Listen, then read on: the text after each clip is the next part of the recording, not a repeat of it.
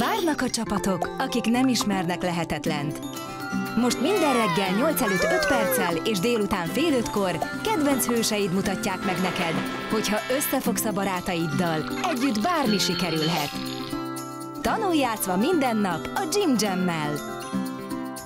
Ehhez a beszélgetéshez vendégeket is várunk.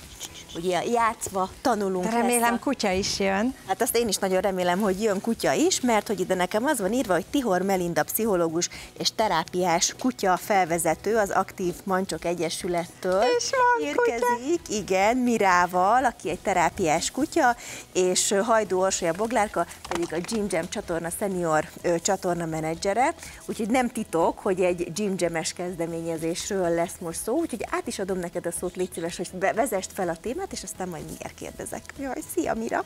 Rendben, sziasztok, szia Mira!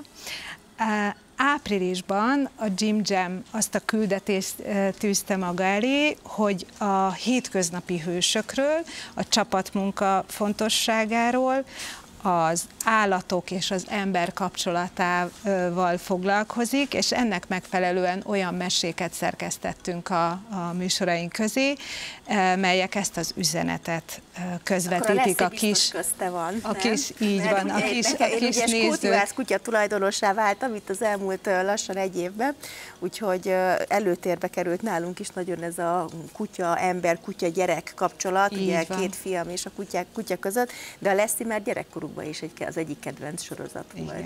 Igen.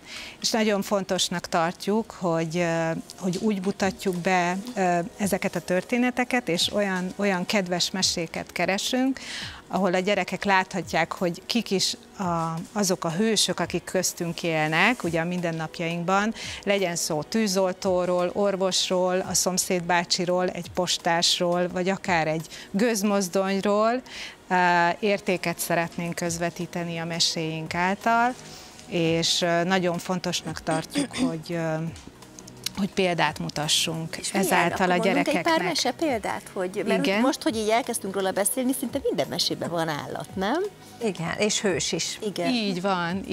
Igen. Például a Szematűzoltó, azt nagyon szeretik a gyerekek, vagy a Város hősei című mesénk, vagy pedig Bori kalandjai, ahol inkább a kisállattartásról, a tudatos kisállattartásról tanulhatnak a gyerekek, de akár beszélhetünk a postás Pet kalandjairól, ugye, meg egy csomó olyan mese van, ahol járgányok, emberek, állatok kalandjain keresztül találkozhatnak hősökkel a gyerekek.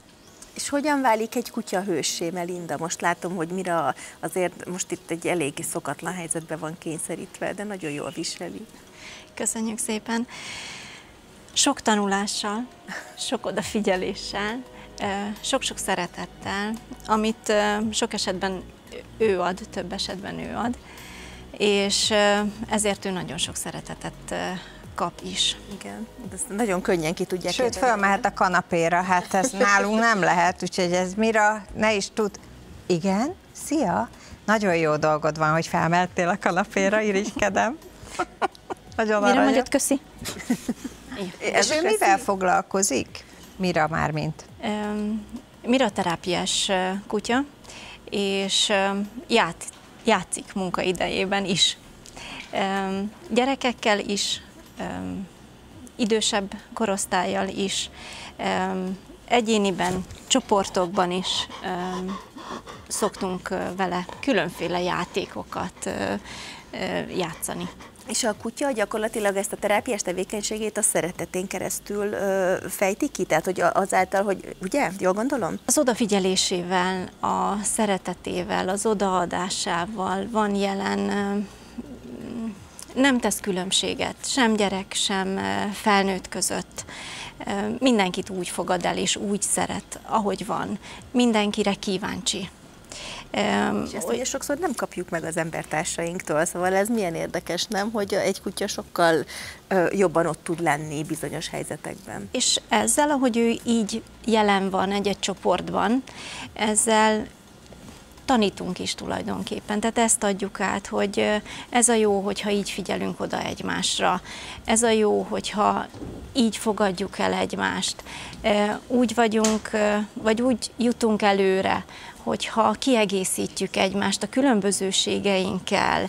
Ezt értem, de azért ehhez még hozzátenném azt, hogy azért, ha úgy bánnánk egymással, emberek, ahogy amikor szeretjük a kutyát, bánunk a kutyával, akkor azért beljebb lennénk. Az biztos, hogy beljebb lennénk.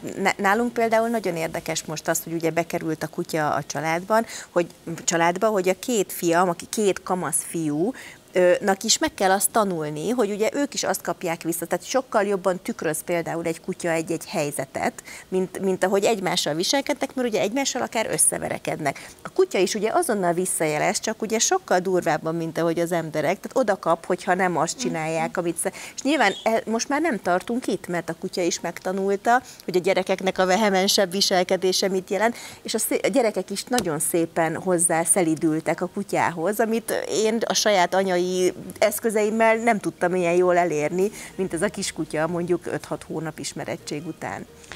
Ezt tapasztaljuk a terápiás foglalkozásokon is, csoport vagy egyéni foglalkozásokon is, hogy olyan akár részképességek fejlesztésében, megtanulásában, szociális, érzelmi területen olyan készségeket tud a kutya segíteni, megtanulni, beépülni, a mindennapokban használni, amit nekünk, embereknek sokkal nehezebb. Azt értem, hogy amikor egy kutyát treníroznak, akkor ugye megtanítják, hát most tényleg így mondom, hogy viselkedni, de hogy ezentúl még nagyon sok mindenre megtanítjátok őket ahhoz, hogy ők terápiás kutyaként tudjanak funkcionálni, hogy mik azok a képességek, amikkel ő rendelkezik, és mondjuk a te kutyád még nem.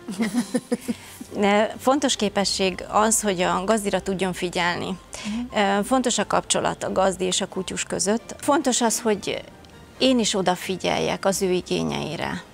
Szomjas, éhes, fáradt. Ez szerintem egy nagyon fontos dolog. Tehát nálunk például a családban én olyan hálás vagyok a kutyának, hogy erre felhívja a figyelmet, hogy a fiúk is egymásra odafigyeljenek azzal, hogy le kell vinni. Szüksége van arra, hogy figyelj rá, szüksége van arra, hogy most vele foglalkozz. Emberként ugyanerre van szükségünk, csak nem biztos, hogy meg tudjuk adni egymásnak ezt.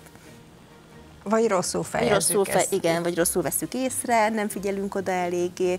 Szóval nagyon sokat lehet azzal tanulni, hogyha bekerül a közvetlen környezetünkbe egy ilyen állat. És természetesen tanítunk neki trükköket is. Gyere, Mirus! És de finom a dió. Igen, ő szereti a diót. Mondjuk a dió, igen. Egészen kicsi korában elkezdjük már őt megtanítani néhány trükkre, de nem attól terápiás egy kutya, hogy sok trükköt tud, igen, hanem nyilván attól az úttól, amit megtesz a vizsgáig, és attól az úttól, amit majd megtesz a vizsga után, azok a trükkök, amelyeket megtanítunk a kutyusainknak, azok abban segítenek, hogy egy-egy foglalkozáson a gyerekek között akár érdekesebb legyen, akár részképességeket könnyebben tudjunk fejleszteni, tehát az, hogy a kutyus tud egy pallón végig sétálni, vagy hogy tud ugrani, vagy hogy tud forogni, figyelem, vagy megfigyelés, emlékezet, utánzás, különböző területeken igyekszünk jelen lenni, majd egy-egy foglalkozáson, és ezekkel a trükkökkel ezt készítjük elő.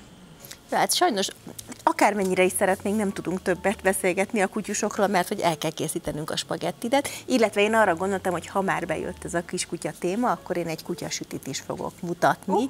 Hát ha utána mire majd megkóstolhatja, úgyhogy innen folytatjuk.